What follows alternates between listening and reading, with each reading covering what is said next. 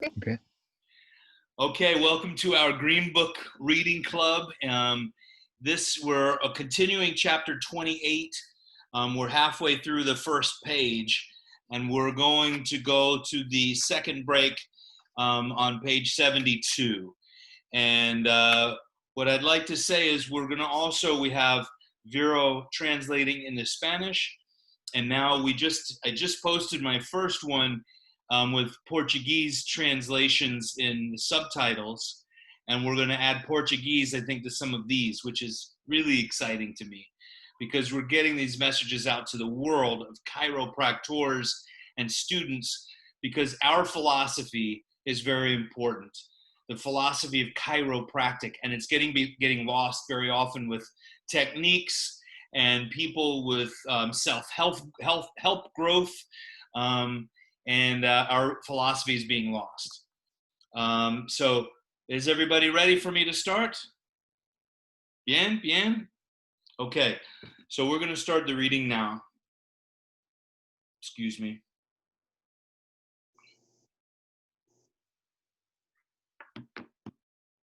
Heredity, our nature, is transmitted to us from our parents through tiny cells which connect our living substance with that of our forebears. Each human being takes its origin from the union of two of these bits of living matter, an egg from the mother, which has been fertilized by a single sperm from the father. The egg is a tiny sphere, hardly visible to the naked eye. It has been estimated that 20 million human eggs would weigh about 1 ounce. The sperm is visible only with the aid of a microscope, and its volume is about 85,000 times smaller than that of an egg. Furthermore, a sperm is quite different from an egg in appearance, being shaped like a thread, inflated at one end to form a head. Some idea of the sizes of these living links between the generations has been given by an eminent American biologist, H.J. Muller, who has calculated that if we could collect together all the eggs from which the present human population of the Earth has sprung, 2,200,000,000 of them, they would all occupy the volume of about 2.5 quarts. The sperm cells, 2 billion of them, would occupy the space of half an aspirin tablet. The chromosomes occupy a considerable fraction of the volume of the sperm, but only a tiny fraction of the volume of the egg. The combined volumes of the chromosomes in the 2,200,000,000,000 sperms and in the equal number of egg cells from which the human beings now living have sprung would add up to less bulk than an aspirin tablet. And yet this minute amount of substance contained the heredity of the whole human race.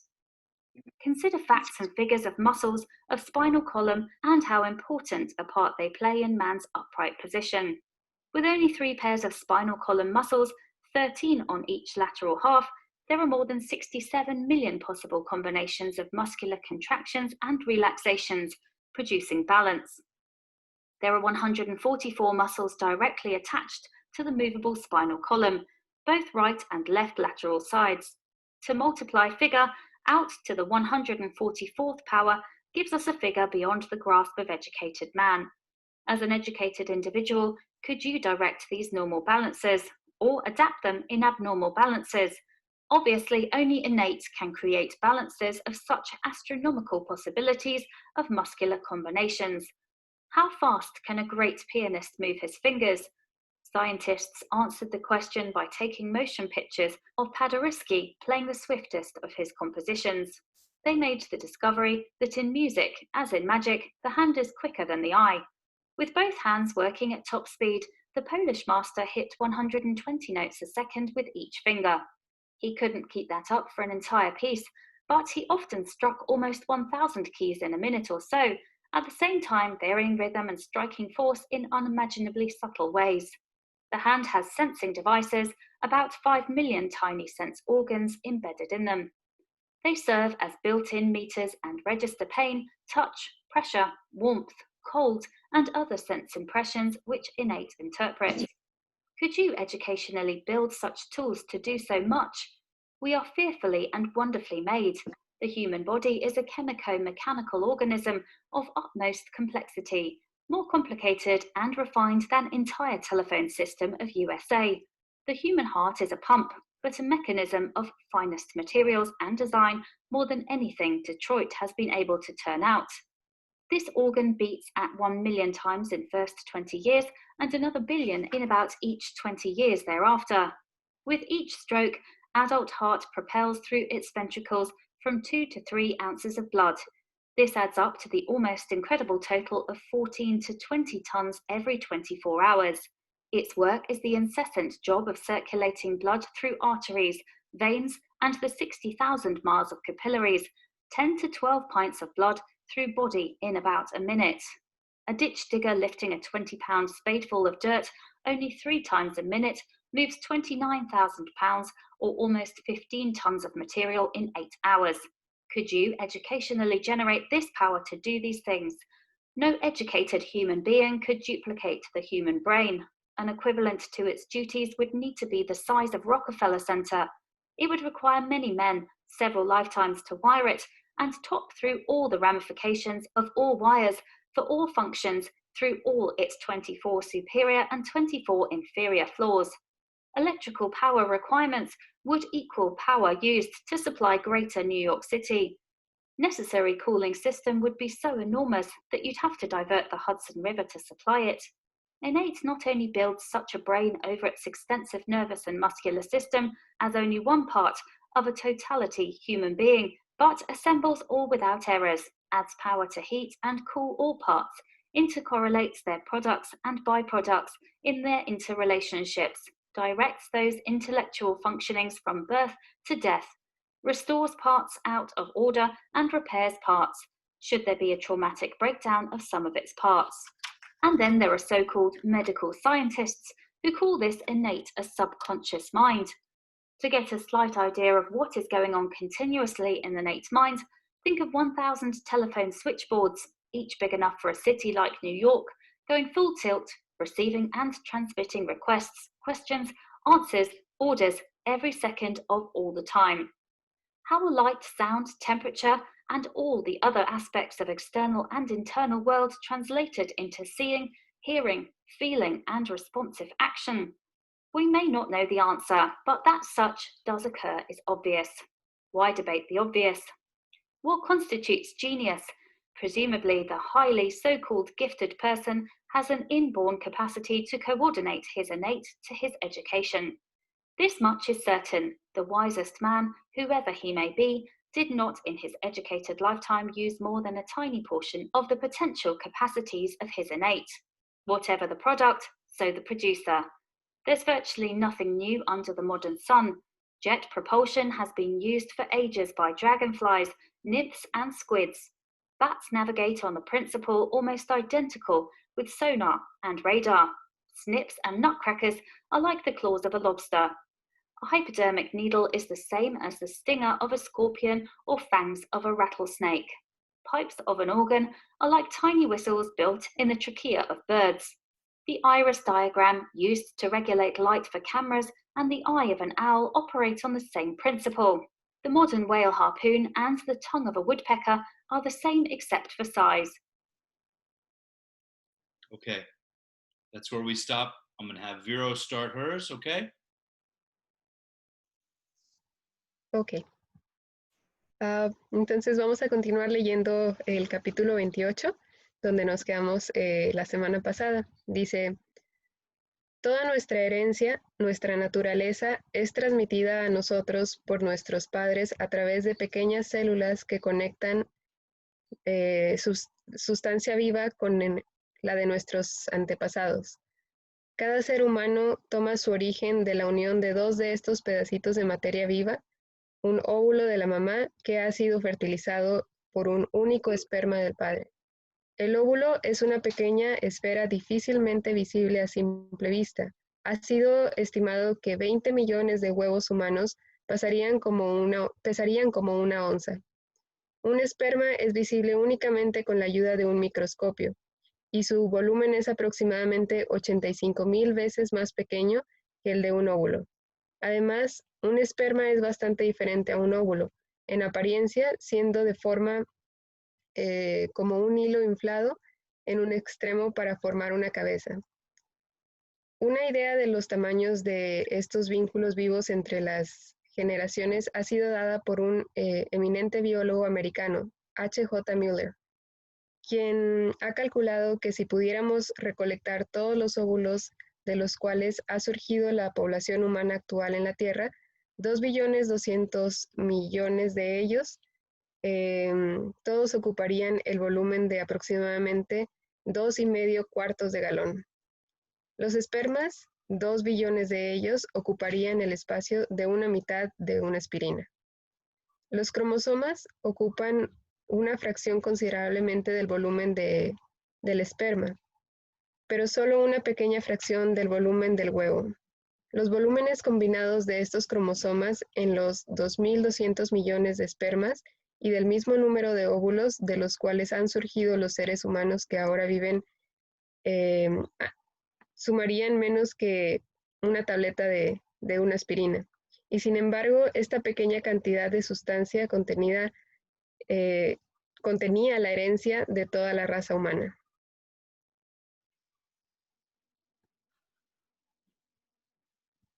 Toda nuestra herencia, nuestra naturaleza, es transmitida a nosotros por nuestros padres a través de pequeñas células que conectan nuestra sustancia viva con la de nuestros antepasados. Excuse me, I'm repeating just a little bit. I got lost. Okay. Perdón, voy a repetir un segundo. Ok. Considera los hechos y las figuras de los músculos de la columna vertebral y qué papel tan importante juegan en la posición derecha del hombre. Con solo 3 pares de músculos de la columna vertebral, 13 en cada mitad lateral, hay más de 67 millones de posibles combinaciones de contracciones y relajaciones musculares que producen el equilibrio. Hay 144 músculos directamente unidos a la columna vertebral móvil, en ambos lados, derecho e izquierdo. Para multiplicar, descifra a la 144ª potencia y nos da una cifra más allá de la comprensión del hombre educado. Como individuo educado, ¿podrás tú dirigir estos balances normales o adaptarlos a balances anormales? Obviamente, solamente el innato puede crear balances de tales posibilidades astronómicas de combinaciones musculares. ¿Qué tan rápido puede un gran pianista mover sus dedos? Científicos respondieron la pregunta tomando imágenes en movimiento de Paderewski, tocando la más rápida de sus composiciones. Ellos hicieron el descubrimiento que en la música, como en la magia, la mano es más rápida que el ojo. Con ambas manos trabajando a velocidad máxima, el maestro polaco tocaba 120 notas por segundo con cada dedo. Él no podía aguantar eso una pieza entera, pero a menudo alcanzaba casi 1000 teclas en un minuto más o menos, al mismo tiempo variando el ritmo y produciendo fuerza de maneras imaginablemente sutiles. La mano tiene dispositivos sensoriales, como 5 millones de pequeños órganos sensoriales, incrustados en ellas. Ellos sirven como medidores incorporados y registran dolor, tacto, presión, calor, frío y otras impresiones sensoriales que el innato interpreta. ¿Podrías tú educadamente construir tales herramientas para hacer tanto? Estamos hechos con temor y maravillosamente. El cuerpo humano es un organismo químico mecánico de máxima complejidad, más complicado y refinado que todo el sistema telefónico de Estados Unidos. El corazón humano es una bomba, pero un mecanismo de los mejores materiales y diseño, más que todo lo que Detroit pudo resultar. Este órgano late aproximadamente 1 billón de veces en los primeros 20 años y otro billón en aproximadamente cada 20 años a partir de entonces. Con cada accidente cerebrovascular, el corazón adulto impulsa a través de sus ventrículos de 2 a 3 onzas de sangre. Esto se suma a un total casi increíble de 14 a 20 tonos cada 24 horas.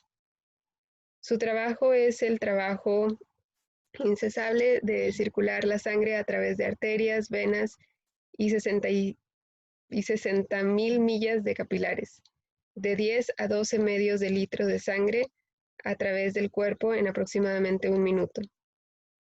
Un cavador de zanjas, levantando un saco de tierra de 20 libras solo 3 veces por minuto, mueve 29,000 libras o casi 15 toneladas de material en 8 horas. ¿Podrías tú educadamente generar este poder para hacer estas cosas? Ningún ser humano educado podría duplicar el cerebro humano. Un equivalente a sus deberes necesitaría ser del tamaño del Rockefeller Center. Requeriría a muchos hombres varias vidas cablearlo desde la cima a través de todas las ramificaciones de todos los cables, para todas las funciones a través de todos sus 24 pisos superiores y 24 inferiores. Los requisitos de energía eléctrica equivaldrían a poder utilizarlo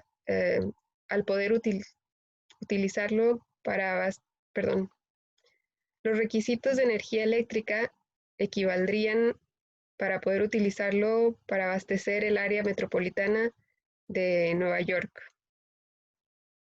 El sistema de enfriamiento necesario sería tan enorme que tendrías que desviar el río Hudson para abastecerlo. El innato no solo construye tal cerebro sobre su extenso sistema nervioso y muscular como una sola parte de un ser humano total, pero lo ensambla todo sin errores.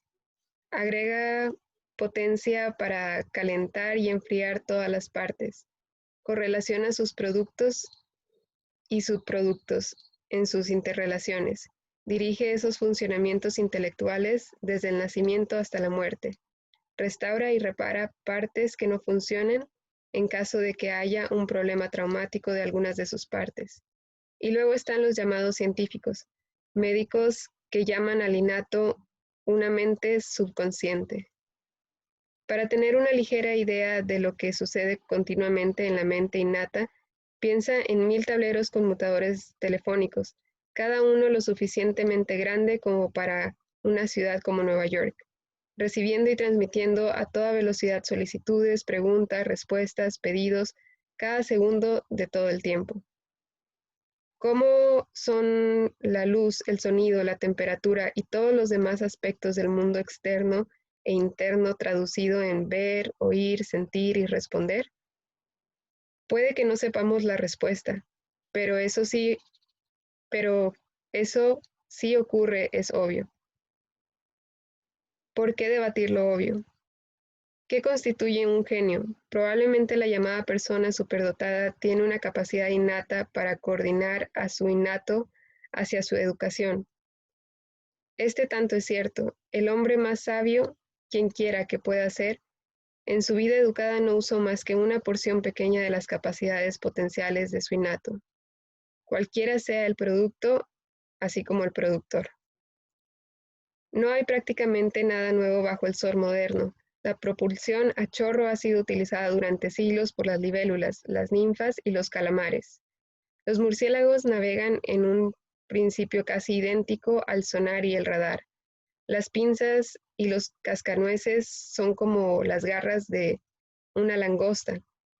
Una aguja hipodérmica es lo mismo que el aguijón de un escorpión o los colmillos de una serpiente cascabel. Los tubos de un órgano son como pequeños silbatos construidos en la tráquea de los pájaros. El diafragma del iris utilizado para regular la luz para las cámaras y el ojo de un búho funcionan con el mismo principio. El arpón moderno de ballenas y la lengua de un pájaro carpintero son lo mismo excepto por el tamaño. Muy bien, muchas gracias. Okay. Does anybody have anything to say? You want to add anything to this? There's a lot to that.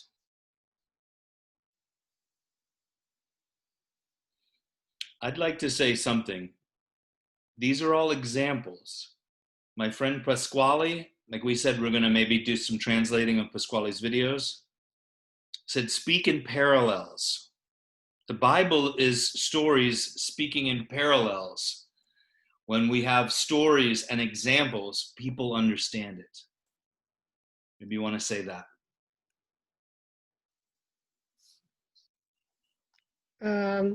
Just to clarify, you said parallels, like parallels? Like parallel, speaking it with stories and telling a message through stories. Oh, okay. Bueno, dice que todo esto que estamos leyendo ahorita son ejemplos. Su amigo Pasquali dice que, bueno, que se habla en parábolas. Hay que hablar como en la Biblia, ¿no? Con ejemplos que pueden ser aplicados. Because when we speak in parallels, regular people understand the way they are going to receive it. Because, you want to say that? Okay. Porque cuando hablamos en parábolas, la gente puede entender y van a poder obtener lo que estás diciendo, van a poder recibirlo. When we're trying to speak like chiropractors or neuroanatomists, the regular person doesn't understand that. Cuando tratamos de hablar como quiroprácticos o neurólogos, las personas no entenderían, no podrían entender eso.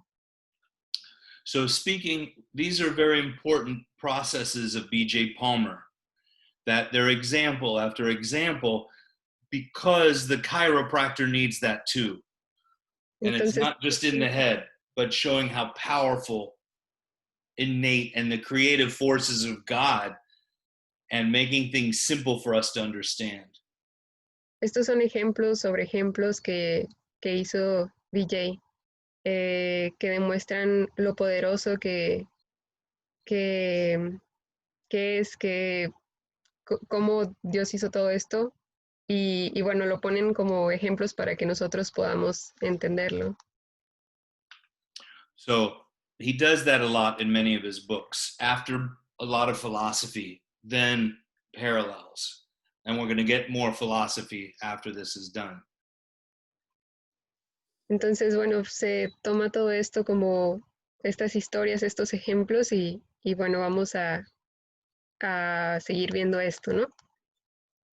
Does anybody have anything to add? You want to say anything?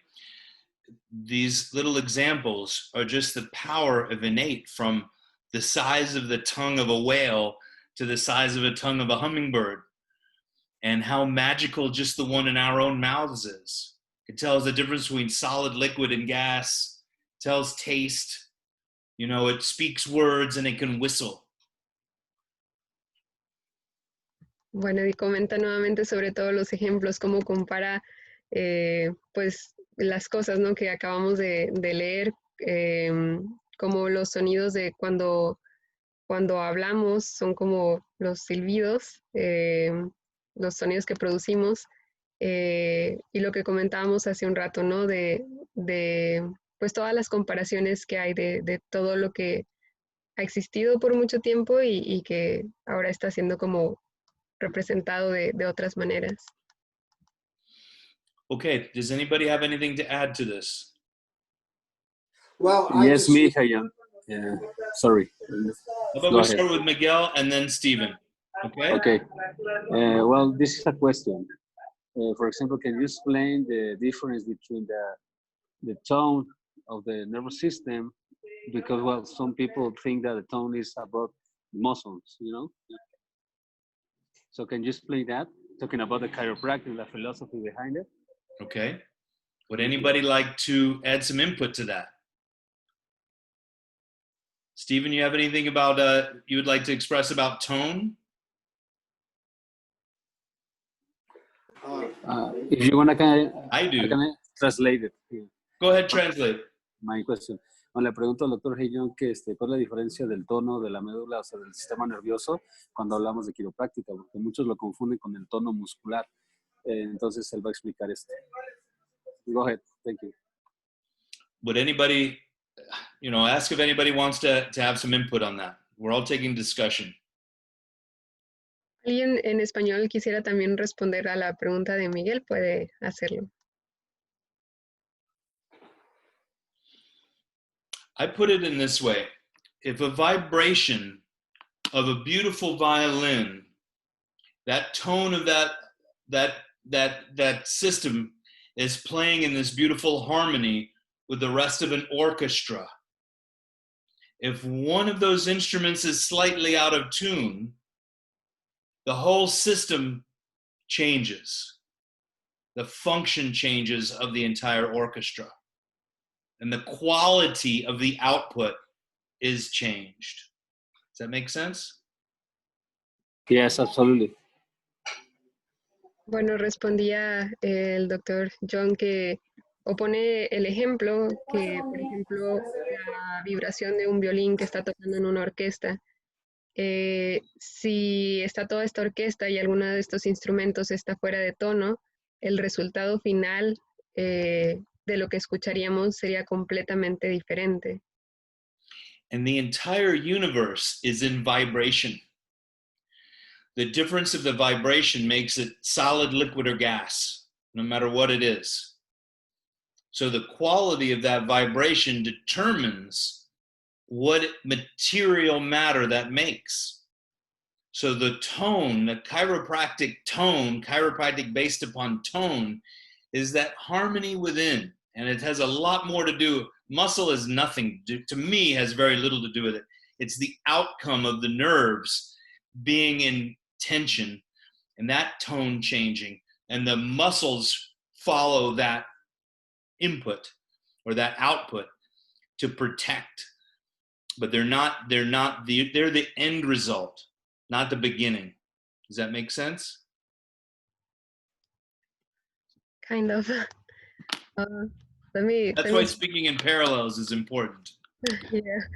Bueno, da un ejemplo, está un poquito tal vez difícil de explicarlo, pero dice nuevamente, hace referencia de por qué es mejor hablar con otros ejemplos que sean más simples de entender, ¿no? Pero dice que, bueno, todo el universo está en vibración, todo está como en este equilibrio.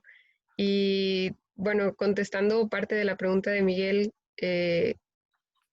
dice que el tono tiene, por la parte que lo ve, tiene muy poco que ver con la parte muscular, no es tanto el tono con el músculo, sino que los músculos estén en tensión, los nervios estén en tensión. Eso sería ya como un resultado final del cambio del tono.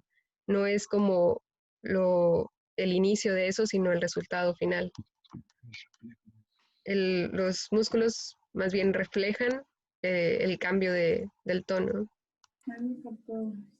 Okay, I have another question. This is the last one, okay? Can you explain the difference between the mental impulse and the electric impulse? I'll go one step farther. You want to say that in Spanish? Sí, claro. Quiero que nos explique la diferencia entre el impulso mental y el impulso eléctrico. Okay, go ahead. D.D. Palmer said, when he was talking about BJ, D.D. Palmer said, the young man's got it wrong. It's the vital forces that are more important, not the mental impulse. The vital forces are innate running the show without thought. The mental impulse is me saying, move my arm. That's from D.D. Palmer. BJ talked about mental impulses very often. D.D. talked about vital forces. BJ got them mixed up, I think. I'm sorry, could you repeat? BJ talked about... We talked about mental impulse. D.D. talked about vital forces, the vital impulse. The electrical impulse is the outcome of that from brain neurology. Ok, dice que por ejemplo D.D. Palmer habló sobre la fuerza vital y DJ habló sobre los impulsos mentales. Entonces, de alguna forma es mucho más fuerte entender que es más grande la fuerza vital que el impulso mental, porque el impulso mental te dice cómo mover un brazo y así, pero la fuerza vital es más grande que. Does that work? Yeah. Okay, thank you, doctor. Also, they found out that when the nerve exits the intervertebral foramina, it takes only 7 millimeters of pressure, which is the same amount that you can just barely feel your finger on the back of your hand. Just that little bit of pressure on the part of the nerve exiting the foramina causes 50% alteration in the normal number of action potentials, nerve transmission, with only 7 millimeters of mercury pressure. Which is about a gram. Yeah, but that is exactly the moment of the subluxation. I mean, you have the vertebra here, and you have the subluxation, and you have the pressure of the nerve, and after that, you're talking about the 7, They found out by dissecting, I think, some dogs and inflating a balloon that the nerve impulse would be altered by 50%. Wow. Within 3 seconds. And within, I forgot how many seconds, then the nerve would rupture and die. Okay, perfect. It's awesome. Thank you. So that affects the tone. Okay, I got it. Okay, thank you. Well, should we read the rest? I don't know. Okay, we'll still discuss. Does anybody have anything to input? Well, just one more thing. Go ahead. I just read somewhere lately that if you took all of the genetic material, the DNA in your cells, and put it in one straight line, it would be the size of our solar system, the diameter of our solar system times 2.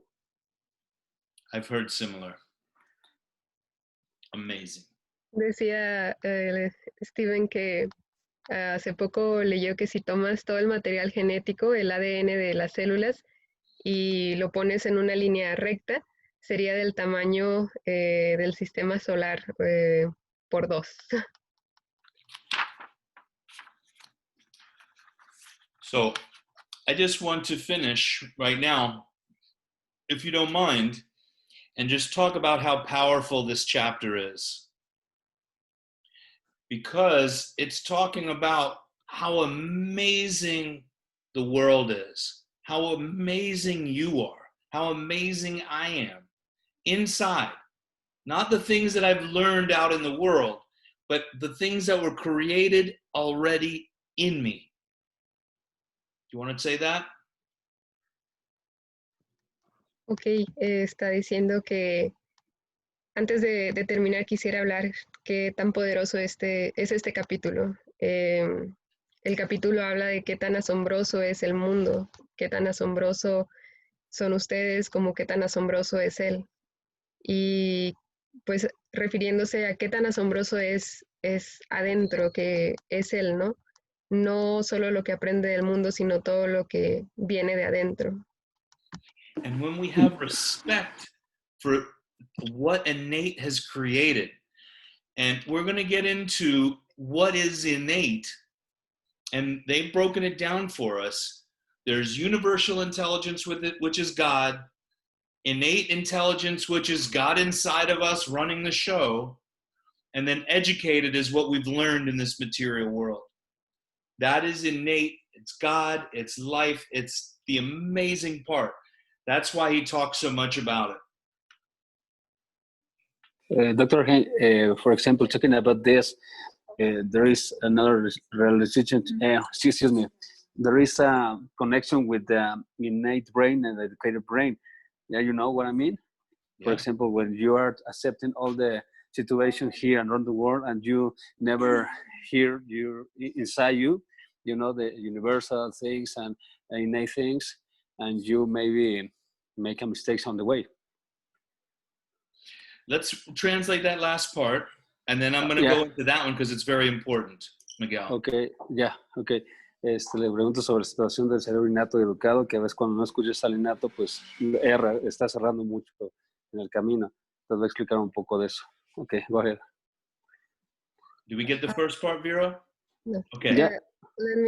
Bueno, hablaba hace un momento que cuando tenemos el respeto para lo que el innato ha creado, vamos a vamos a entender qué es el innato, la diferencia, ¿no? De qué es este poder universal que es Dios, el innato que es el reflejo que está dentro de nosotros y el educado que es lo que hemos aprendido de este mundo. So Miguel, when we're talking about these things of you know, the creative forces in innate, the you know, the educated, if it says something enough, the innate starts to believe it. Sick, I'm poor, I'm unhappy, blah, blah, blah, blah, blah. Innate is neither happy or unhappy. It is. But if we say things enough, the innate starts to believe it.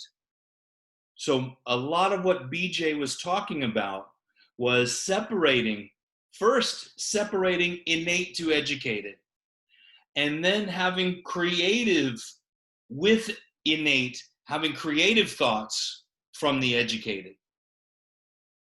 Does that make sense? You have that, Vero? Was that?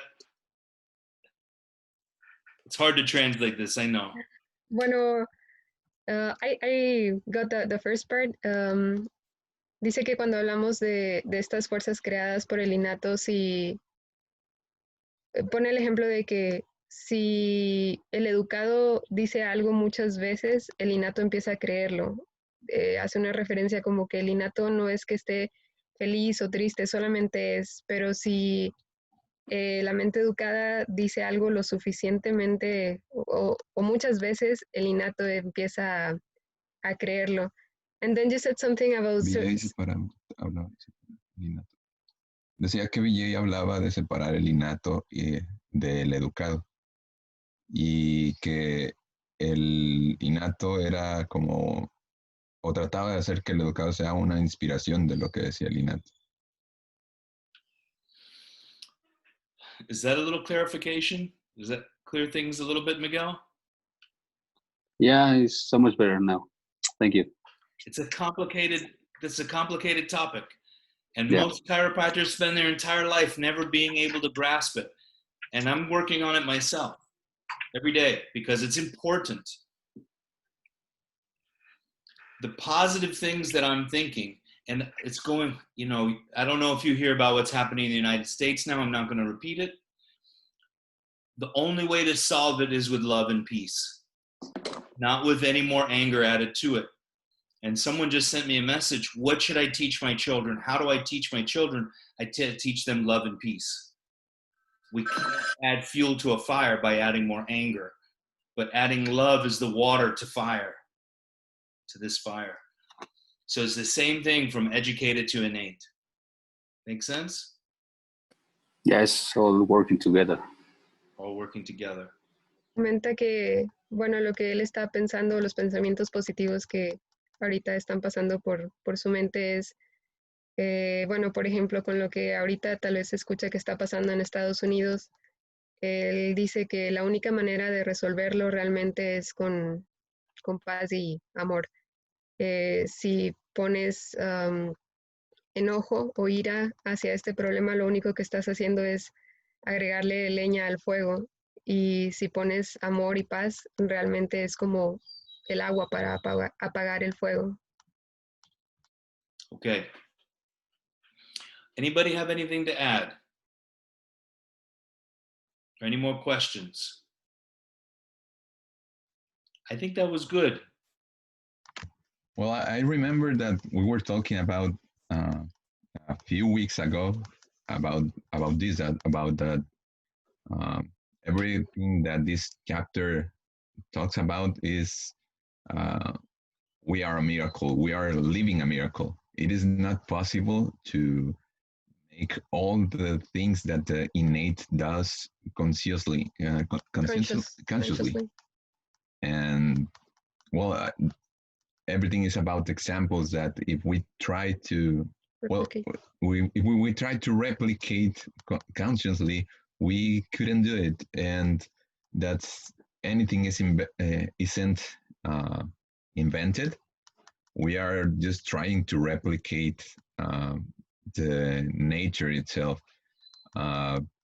That's took my attention. How to say? Bueno, lo que comenta ahorita Edgar es que estaba pensando tanto lo que hemos leído en capítulos anteriores como ahorita, lo que le llama mucho la atención es cómo todo ya existe y el humano simplemente está intentando replicarlo. Y como si, bueno, muchas de las cosas que es el cuerpo humano, ¿no? Si lo intentáramos replicar conscientemente o educadamente, no podríamos. Y lo maravilloso que entonces es, pues, todo lo que ya está creado, ¿no? You know, do you want to add more to that, Edgar? That's beautiful. You know, that's those examples of just how amazing it is. And I gave the example last week about what I tell my people in my education. Could you imagine digesting your breakfast and making it into who you are? If you had to think about the process, which the science doesn't know how it works yet, it never will because it's life. If we try and think about that, we would spend our lifetime just thinking about one breakfast. Right? Dice, o recuerda el ejemplo que dio también hace unas semanas, ¿no? Los ejemplos que le da a sus pacientes, ¿no? De que simplemente ponerse a pensar de lo que es digerir un solo desayuno. Si realmente lo trataras de hacer conscientemente o pensarlo, pasarías toda tu vida de cómo ese desayuno, esa comida, ese alimento que estás tomando, se convierte en lo que eres tú realmente. See, parallels. We talk in parallels. It makes it easier. See? Decirlo así como en ejemplos lo hace todo más fácil. Okay, that was a lot. Stephen. You're mute. You're muted, Stephen. And in the daily practice with patients, the more humble and the more I understand the greatness of innate, the more I appreciate the natural order of things. So I'm not going to be so inclined as to tell another person that I know that they need to eat this particular vegetable with this color at this time. I will, the more I'm at respect of the innate and the workings of innate in this world, in this body,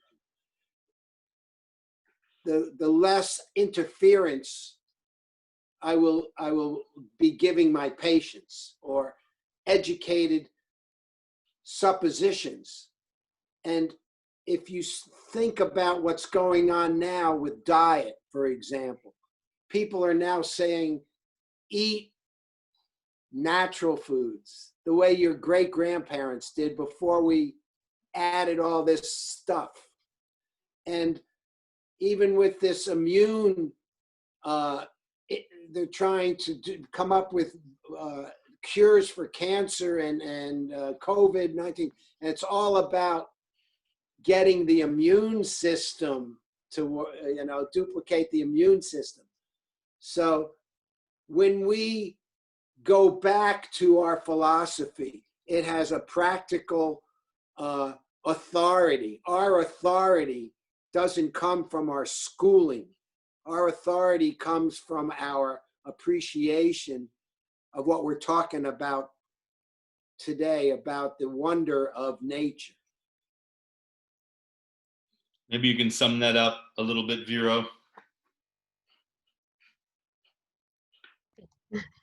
Bueno, nos comentaba el doctor Steven que respecting the nature within, right, Stephen? Trust nature more than our educated. Dice que hay que hay que confiar más en la naturaleza que en nuestro educado. Él decía que, bueno, lo más humilde que hace o mientras más humilde seas y entiendas la grandeza del innato, del orden natural de las cosas, es lo mejor que puedes hacer. Dice que él no estaría tan inclinado como para decirle a un paciente o una persona que tiene que comer como un vegetal en particular o una comida en particular como para lograr algo, sino que más bien él entiende que lo mejor es dejar al innato pues hacer su trabajo, mientras él menos se meta con eso y cause como una interferencia a lo que el innato automáticamente va a hacer. Y pone el ejemplo de cómo ahorita hay tanta charla sobre las dietas, sobre qué es lo que comes, como dicen que empieces a comer más cosas naturales como lo hacían anteriormente tal vez nuestros abuelos, eh, o cómo se están intentando crear curas para ciertas enfermedades como cáncer y así, pero lo único que están intentando hacer es como duplicar el trabajo del innato o del sistema inmune que ya tenemos. Entonces, dice cómo hay que regresar a nuestra filosofía, que la autoridad no viene realmente de la escuela, sino de la apreciación por la naturaleza. Entonces, confiar más en la naturaleza que en lo educado. And Vera, that's why in our offices, we don't externally stimulate or inhibit. Y dice que por eso entonces en sus oficinas no estimulan ni inhiben externamente. Because we don't know enough. Porque no sabemos lo suficiente. That's why adjusting the subluxation is what we know. When we're adding things the outside and physiotherapy and those type of things, we're complicating the system. That's outside in philosophy. And it's an outside job. So in chiropractic being done by hand of adjusting that vertebra, that's how important that is. We call it straight chiropractic. You call it chiropractic. But the physiotherapy is another person's job with another philosophy. If I wake up in the morning and I can't move my neck, ow!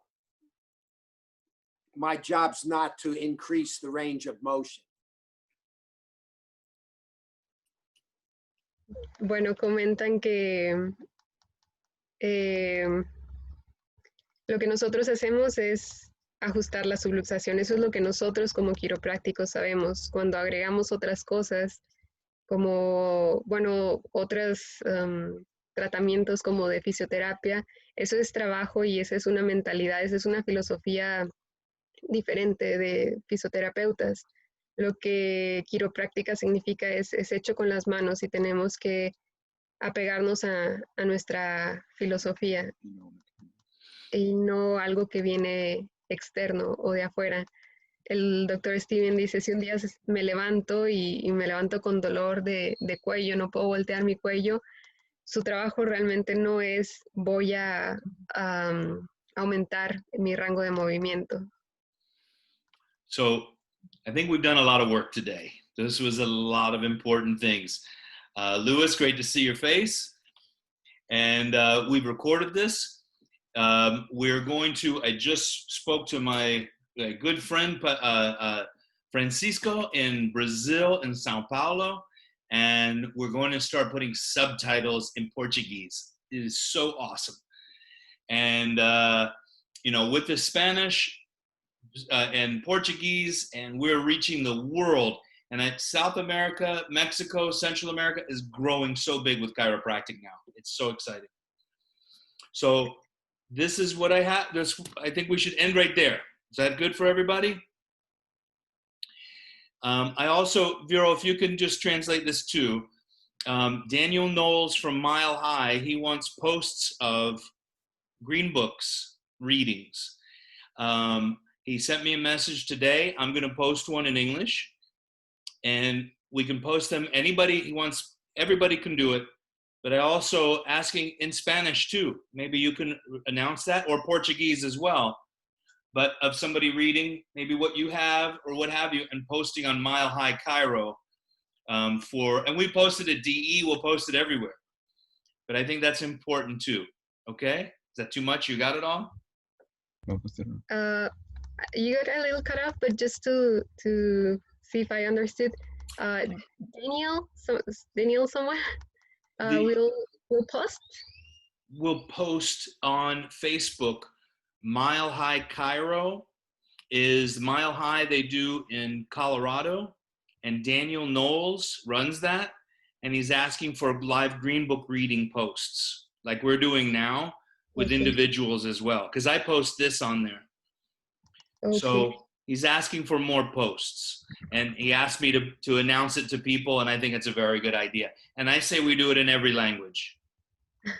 Está diciendo que, bueno, hay un grupo en Facebook que es Mile High Cairo, que está dirigido por Daniel Knowles, que él está invitando a poner como más posts, como lo que estamos haciendo de lecturas de los Green Books. Y bueno, sería bueno y se puede hacer, o está invitada toda la comunidad, tanto en inglés como en portugués, español y otros idiomas. Entonces, quien guste hacerlo, el Facebook es Miles High Cairo. Mm-hmm. So I want to acknowledge Christopher, Carolina, Mitzi, Raquel, Vero, Edgar. Muy bien, muchas gracias. Stephen, Carol, Lewis. Muy bien, muchas gracias. Great to see you guys. Thank you. I'll see you next week. See you next week. Okay? Have a great weekend. Bye-bye. Thank you all. Bye-bye.